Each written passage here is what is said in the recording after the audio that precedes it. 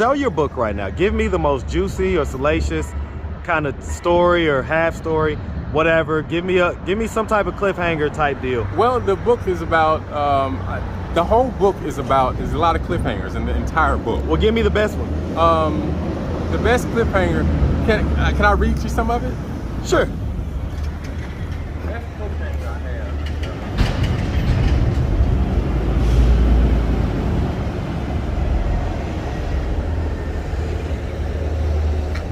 This is the back of the book, by the way.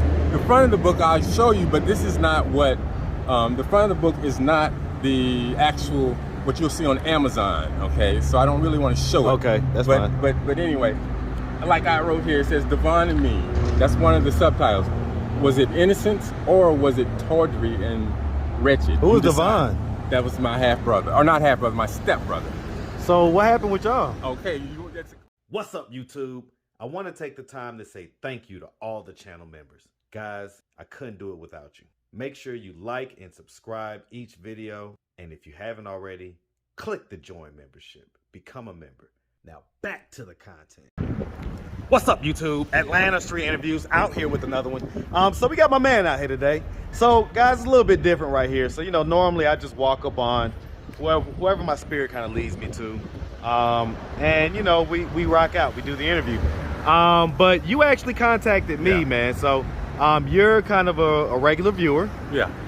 And you contacted me and you basically said that, you know, you have a couple books that you've written. Right. And you got a hell of a story to tell. Yeah. So how you doing today? I'm doing okay. I'm doing pretty good. I can't complain. Okay, yeah. Okay. Yeah. All right. And so, are you homeless? Yes, I am. I'm homeless. I've been out here for since 2012. It's been 10 years in January this year. I've been out here. Wow. Yeah. Okay. How old are you? 57. 57. You look great, man. You look great. I appreciate that. And so, as far as it goes, what was it that happened 10 years ago to cause you to become homeless in the first place? Well, started having problems on the job. I started losing my jobs a lot, and then all of a sudden I got this housekeeping job. It was my last job that I had, and the abuse that I got on that job was just awful, right? So eventually I ended up quitting that job, and then after that I just couldn't find work. I kept getting turned down after job, and I'm not the type to not work. This happened 10 years ago? This happened 10 years ago in 2012. Okay, so spiritual things started happening to me. Like what? Energetically, I started receiving certain spiritual energies that I do know for a fact that interact with people. And these energies just I feel like this kind of blocked me from actually getting what I needed out of life as far as work. So I just started looking for work after 2012, and then I got evicted. I was staying at the Welcome House, and I got evicted out of there. And after that, man, it just was downhill. No work, the energy, my whole energy started changing. Interaction with people, just my whole life. So I mean, it's been 10 years. Are we talking about 10 years on and off, or 10 years straight through? 10 years straight through. So I mean, where do you sleep at night? Well, right now I'm staying out at Broadcliff Baptist Church. That's out in Decatur. And Broadcliff, that's like well, I guess yeah. That's not the deck, y'all. Just to let y'all know, Broadcliff, that's like kind of north Decatur and west or east Atlanta. Northeast Atlanta type deal. Right. So okay, Broadcliff. That's actually where I went to high school, man. Okay, cool. Lakeside. Yeah, I know, hey man, shout out them Vikings, yeah, there man. You go. I heard shout out them big Lakeside Vikings. You heard me? All day, man. All right. Yeah, I heard all right. that. So okay. All right. So do you have any kids? No children. Have you ever been married? Never been married. All right. No children. Never been married. Okay. So let's unpack. Let's unpack this. Okay. So. All right. So first of all, okay. You say about 10 years ago, you was 47 years old. What type of abuse was you enduring? Well, I wrote it. It's in my second book. When I wrote my story, the part of my life is from age 30 till today, or to 2018. I wrote about that. And basically I was getting my equipment was being sabotaged. I was being singled out to do more work. I was getting a lot of mistreatment that caused me to get in a lot of situations where my energy would get boiled up, okay? And these situations were happening daily. So I mean, is this fancy way of saying basically they was pissing you off at work? Yeah. They was doing things to F with you? Yes. And you wasn't receiving that well? Right. And I would be, you know. How long did that job last? That job lasted 4 years, but it didn't start until about a year into it, because they changed management and they got a brand new management staff, and that staff came in, man, and it just changed everything. So eventually it got rough, and I wrote this is in the book, in the second book, and it got rough. It got really bad, and things got ugly. They started sabotaging my equipment, and my bosses wouldn't listen. Why would they do that? This is what I couldn't understand. This is what I'm talking about. This is what started the whole process. All of this stuff started, I couldn't understand it. It started messing with me. It started messing with me psychologically. Okay, so I'm gonna ask a couple questions, okay? Sure. Well, okay, before I do that, let's just put a pin in it. Right. Let's go back to the beginning, man. Yeah. So, where are you from? I'm from Pensacola, Florida, born and raised. Hey, man. Hey, man, shout out that P-Cola, man. You know I love it, man. I love Pensacola. Yeah. I love the whole Gulf Coast. Yeah. We used to take pretty much annually a family vacation to some city on the Gulf Coast every year at one point. And man, I tell you, man, that white sugar sand, Oh, yes. to me, you can't beat it, man. Yeah, you it's really great. can't beat it. It's So great. definitely big shout out that P-Cola, man. Yeah, it's I great- love it. it's I a great love town. it. It's a great Yeah, town. yeah, man. I got a couple people down there too, man. Yeah. So, hey, man, shout out J-Rock, my barber. He ain't in P-Cola, man, but you know, he in Florida. So, Okay. All right. Yeah. So anyway, all right. So growing up in Pensacola, did you have both your mom and your dad in the household? I was raised by my mom. Dad divorced. Mom and dad divorced when I was 7. Okay. And we lived basically in the projects until I graduated high school. And that's when How many brothers and sisters? I got one sister and one brother. Oh, I got a half brother that's older than me. And then As far as grew up in the house with you. my brother and sister. Okay, There's 3 and of where are us. you in the birth order? I'm the oldest. Okay, so Yeah. you're the older brother. Okay. How much older are you than them? I am 5 years older than my sister and 7 years older than my brother. Same dad, or they have a different dad? Same dad. All 3 of us had the same father. That was a nice little gap. Yeah. So pretty much right after you had the third kid, that's when the divorce happened. Exactly. Did they ever explain why they divorced? Well, I wrote about that in the book too, in my first book. They were Muslims growing up, and they said, my mom said that my dad took advantage of my dad's loyalty, and things just started happening with the family. What do you mean they took advantage of his loyalty? Well, you know, Muslims can be pretty loyal to the nation, and how did they take advantage of him?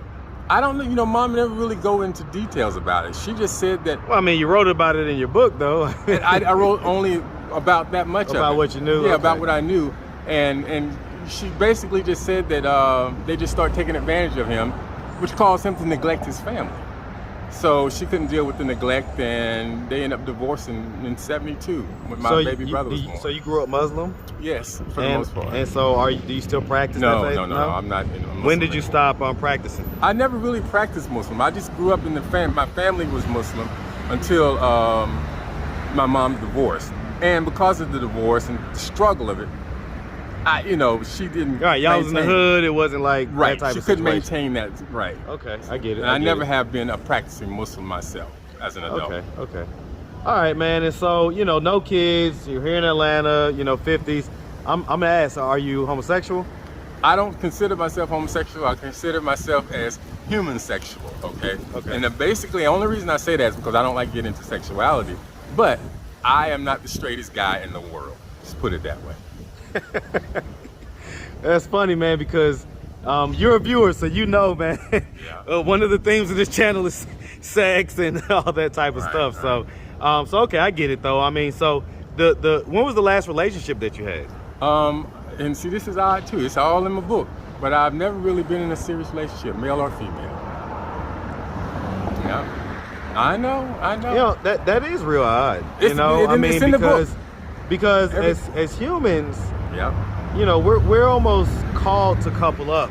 Yeah. It's instinctual. I've dabbled, I've had I have friends that I've been interested in over the. So when was the last growing time you up. had sex? That's been a long time. How long? A long time, man. Ever since I've been out here, I haven't. It just hasn't happened. Well, I gotta tell you, there's a lot of people out here having sex. Yeah, it hasn't happened with me. You're a viewer, you should know, man. Yeah, It's a lot of sex going on out my here. life is so. It's not in a place where I can even have it. I don't meet people on a regular basis anymore. So I mean, let me ask. So the last time you did have sex, was it with a man or a woman? Let's see, what was it? How long ago? It's been over 10 years. Probably male. Yeah, probably male. When do you think, if you had to guess or guesstimate, when do you think the last time you had sex with a woman was? Long time. I can't even guesstimate. It's been a long time. Well, you're 57. Most of my sexual life has been male oriented. Okay, I have growing up in my life is when most of my female interactions were in my young life before age 30. After 30, I was pretty much strictly mostly into males by then. Okay. I mean, so why don't you consider yourself homosexual? Well, I don't get a label because I understand sexuality a lot more than probably, I guess, the average person. I see human sexuality. I think at this age, at this time in our life, in human history, we should have a better understanding of sexuality. And the labels, all they do is restrict us from really understanding what sexuality is about. And sexuality is something that's pure human. Well, I think that this new generation, you know, my kids' generation, you know, they're definitely growing up with a, you know, gender fluid sexually, all that stuff. Right. Everything's fluid. So I think that that's where the world is definitely headed in society in general. And maybe by then labels will be over because I don't like labels. Well, I get it. All right, well, it stigmatize you to something that, you know, there was a time where I put a label on myself. And I stopped that because I realized that that label, it put me in a category. It's like this person doesn't put that label on himself, but he's doing the same thing I'm doing. But I put that label on myself, so I got this stigma with me, and my human sexuality is no different from this one. You say the person's doing the same thing you're doing, meaning what? Having a guy having sex with guys? They may be bisexual, if you want to call it, or whatever. But they would say that they're not part of that lifestyle. Well, yeah, just because it has a negative stigma to it. That may be what they say, man. But I mean, you know, in greater black culture, black culture is very stigmatized. Well, but what I'm saying is that in greater black culture, yeah, a lot of times, if you're bisexual, a lot of the times, you know, in our culture, we kind of consider that to be gay. Exactly. And if it didn't have that label on it, if it was just human sexuality, and we understand. I mean, but are you ashamed of? No, I'm very comfortable with my sexuality. Well, because the reason why I asked that is because when I asked you about it, you said the way that you described it was you wasn't the straightest guy in the world. Right. It was like, well, if you haven't had sex with women in over 30 years, I'd say you're gay. Me personally. Well, yeah, I understand that. I have which is just, and it's not, you know, it's nothing. No. In my mind, it's not like a stigma or anything like that. It's just when I understand how society can make you feel that way. But, you know, if that's what it is, then just kind of own up, right? If you want clarity about it, I can consider myself gay. Okay, I got you. Okay, so that's for clarity purposes. No doubt, man. Hey, it's good to be clear. That's what we like on this channel. I know. All right. I know. All right, man. So, okay. So, here's the thing, right? Right. So, okay, let me ask. So, growing up, did you go to high school? Yeah, graduated high school. Graduated? Did you go to college? Any college? Little college. I did some junior college for about 2 years. Yeah. Okay. You know, if you had to say, what was the highest paid position that you had in life? $7 an hour, other than the military. That's a shame, isn't it? $7 an hour? $7. Well, I'm sorry. Back up. I was about to say, $7.25 is the minimum. Well, wage. You know, I'm just talking about in my whole life since I've been working, right? Yeah. I'm asking, what's the highest? The highest Not is the lowest. $8, man. I forgot about the $8 job that I had at Chico's. I have not. My life has been just very minimal. Why though, man? I mean, some people are gonna. So at this point, right? Yeah. Some of my viewers are starting to put a picture together. They're starting to say, okay, well, you know, he was kind of living his life in Atlanta as a gay man, just kind of not actually doing his thing, yeah, having a lot of sex, not really being super responsible. So I'm gonna ask a few follow-up questions, okay? All right. So, has there been any drugs involved? No drugs. None. No drugs. So I'm drug and alcohol free. So no weed, no alcohol, no cocaine in any form. No drug and alcohol. Okay. Yeah. Has there been any mental health diagnosis? No mental health diagnosis. No? So, okay, I'm gonna ask the question, man. Like, It's all spiritual. Well, listen, I hear that, man, but I'm gonna call BS, right? Because here's the thing: you're a grown man, you're 57, Right. You don't have any kids. Sometimes, man, I ain't gonna lie to you, I envy guys that don't have kids because I'm like, Right. You don't have those built-in expenses that we do, and we're somehow able to live and thrive and do everything else. Why is it that you are not able to do that? Why haven't you been able to get a job that makes more than $8 an hour? Give me first of all, don't when I say was spiritual. First of all, when I was doing that, it was back during the time when that was a normal pay. In the recent years, I haven't worked since 2012. Well, so, right. and even before then, that was a housekeeping job, which paid $7 or $8. I think it paid $8. Why not get a different job? Like, Okay. in other words, here in Midtown, right? Here in Midtown, I used to work in Midtown when I was 19. So we're talking 10 years before you got 10 years before you got homeless, 2002. Okay, I used to work at the TGI Fridays on Peachtree, Right.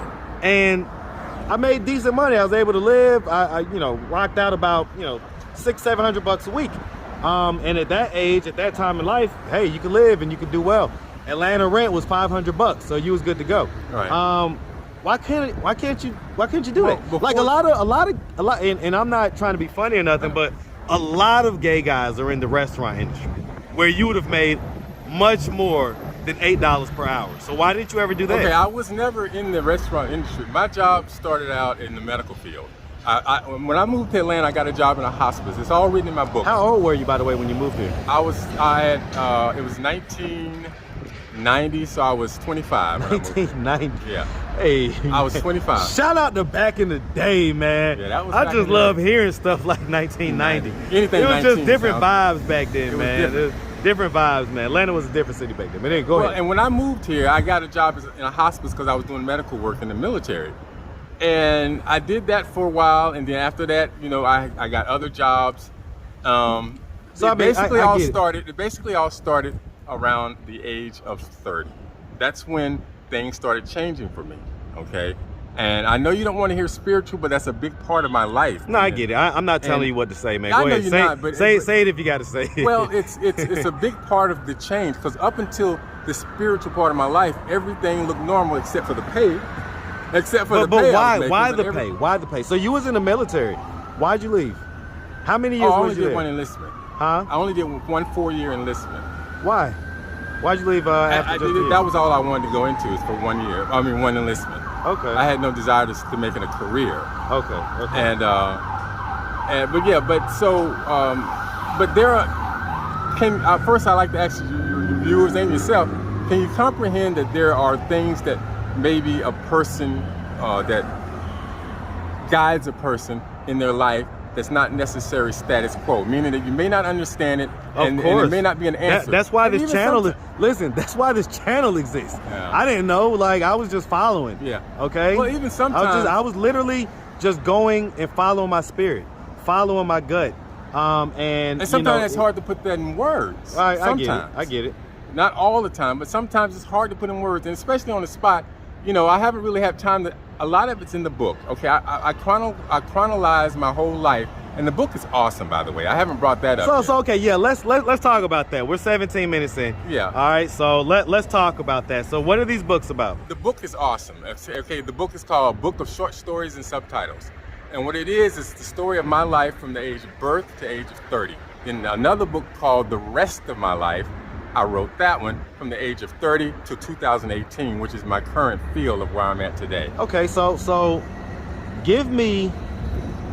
your book right now. Give me the most juicy or salacious kind of story or half story, whatever. Give me some type of cliffhanger type deal. Well, the book is about, the whole book is about, there's a lot of cliffhangers in the entire book. Well, give me the best one. The best cliffhanger, can I read you some of it? Sure. Best cliffhanger I have.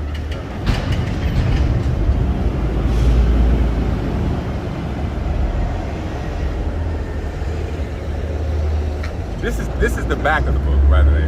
The front of the book I'll show you, but this is not what, the front of the book is not the actual, what you'll see on Amazon, okay? So I don't really want to show it. Okay, that's but, fine. But anyway, like I wrote here, it says Devon and Me. That's one of the subtitles.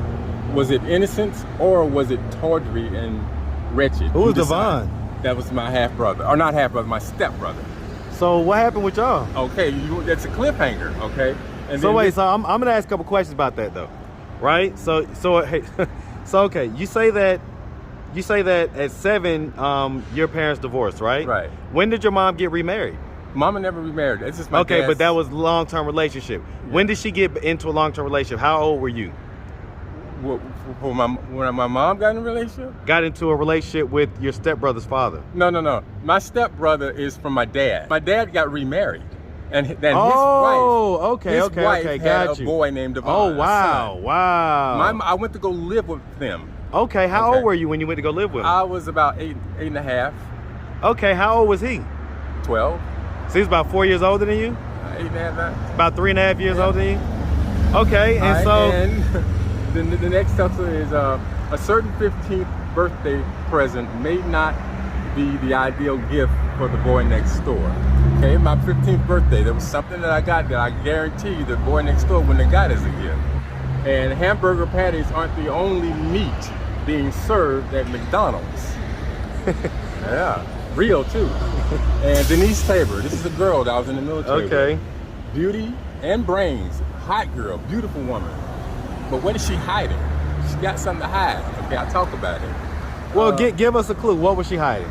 I don't want to tell you what she was hiding. Well, you ain't got to tell us exactly what. Give us a clue. I said a clue. She was just into some things. Sexually? Well, not just sexually, but she was into some things. Illegal?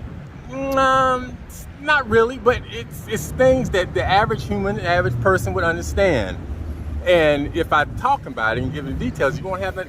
The whole book is nothing but cliffhangers. That's the reason why I wrote it like this. Well, I get it, but people have to have a reason to care about the cliffhanger. So we gotta build up. We gotta walk up the cliff first. Okay. Right. So that's what I'm trying to do. We got the hanger. We got that part. Let's walk up some of these hills so we can build up a little anticipation. Okay. So that the hanger works. Right. All right. Okay. So so Devon was 3.5 years older than you. Right. And you met him when you was 8.5. So did you live with your father from 8.5 until 18? No, I lived with my father for this period of time, which was only about 7 months. Yeah, my mom, 8.5? Yeah, 8.5. My mom. So before you was 9.5, you was back with mom. Yeah. Why is that? I only went to go with dad. Boy, you asked them questions, don't you? I'm pretty good. I knew you did. I knew this, and I thought about this the whole time. Why? Well, there were some issues at the house, and Mama felt like I needed to live with Daddy. And so I went. Was she upset about those issues? Yeah. So I went to go live with Daddy, and stayed with Daddy for 6 months, and came back home with Mama, back in Florida with Mama. And all that is written in here. All the adventures of that is in here. Well, because 7 months, it's kind of a short time, right? Not even a year. I think really too, Mama just need to get herself together because she was going through some bad times at the time. It's kind of like drugs and alcohol type stuff? No. My mother's never been on anything, but she was going through some personal stuff in her life. And basically she left Alabama where we were living and moved back to Florida. She had to get herself together, and she needed me out of the way because at the time... Yeah, you guys are kids. Right. Okay. Kids are trust me, it's kids are not easy to raise in any capacity. So right. I get it. She needed a little break to get her foundation set, and then she came back and got you guys. Right. And now, but did she come back and get you guys because the foundation was now set, now it's time, or was there an incident that happened that caused her to come back and get you guys? It wasn't you guys. It was just me. I don't know where, and it's honest as truth, I wrote in the book, I don't know where my sister and brother was at. Okay. I don't know where they were at. I was living with Mama. Mama took me to Alabama after she left Florida to live in Alabama with my dad's sister, and we lived there. That's where I left there to go to Phoenix and live with my dad for 6 months. Where my brother and sister was to this day, I don't know. I really never asked Mama where they were when we were in Phoenix. Let me ask you about them, man. So when was the last time you talked to them? We have a good relationship with them, but I don't talk to them very much. Do they know that you're homeless? Yes, they are. My whole family knows, and they even supports me in certain ways sometimes. Why not support with like a roof over your head or something like that? Well, I choose that not to, and plus, like I said, this is my journey. And when it's time and whenever it's called for me to get up out of here, I'll do it. And that's why when I saw your interviews, I'm hoping this book is part of something that's going to help. Well, I mean, let me ask. So okay. So, for instance, you know, the stepbrother, is he still living? I don't know where he's doing, honest. I haven't seen them ever since I left Phoenix. That's where I went to go live with Dad. And so did you ever hear about him again? Like, did you know if, so at that time when he was younger, was he living as a gay man, or was he? I'm not even sure. I don't even know if he's gay. Devon was, you know, I don't know. He was 12 years old. Did y'all have sex? There was something sexual that happened.